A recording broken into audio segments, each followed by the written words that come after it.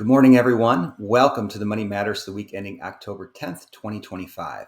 Today is an important day. As most of you know, our Tigers are taking on the Mariners with hopes to advance to the next round of the Major League playoffs.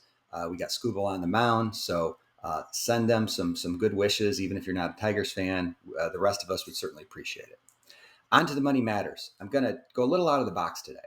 Um, you know, I've been doing this now for 23 and a half years and talked to all kinds of people, all kinds of questions.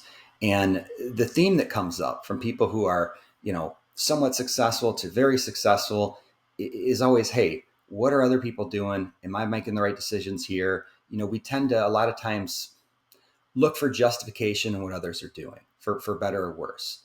And there are some good general rules to financial planning. You should always save money, particularly in your working years. I know it sounds crazy, but you've got a limited window to save money.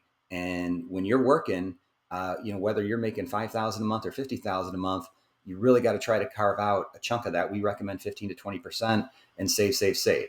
On the other side of the coin, what affects folks even more is how are they spending their money? And in particular, what are they spending their money on? Now, many of you are clients, and I say this in the meeting, and I say this tongue in cheek, I don't necessarily care what you're spending the money on as long as you have a process, you have a system for it. And what I mean by that is some people want to drive fancy cars, and that's fine.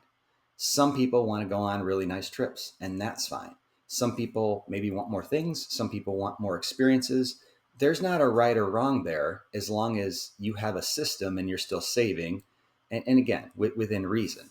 And to that, and I've never done this before, but this is a very famous author, Morgan Housel. He has an excellent book, The Psychology of Money, which is really, really interesting on how a lot of people make decisions. It's an easy read. It's not a technical read. This book just came out, The Art of Spending Money, and we're just going to do a freebie here. I'm not affiliated with this book at all, but the first 5 people that like this video, we're going to send you a free copy of it. You just let us know if you want the digital or the hard copy. Staff will figure it out. Thank you, guys. But it's really interesting, this book. And you'll notice he didn't call it The Science of Spending Money. He called The Art. And it just gets into, really thinking to yourself, what do you want?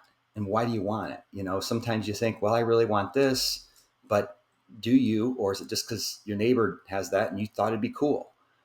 We've all bought things and had regret, or maybe the second you get them, it's not as great as you thought it was. And so I just thought that this is just sort of it's very money related.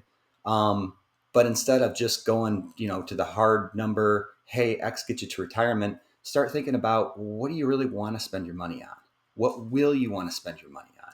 Maybe your kids, maybe your grandkids, maybe travel experiences. Maybe you do want that second home. There's nothing wrong with that, but I don't think we spend enough time thinking about the why as opposed to, well, I just want that. How do I get it? So with that, leave you the same way we always do. We thank you for your business and your trust. We appreciate you, and we are here for you, your family, and your friends. Till next time, have a great week.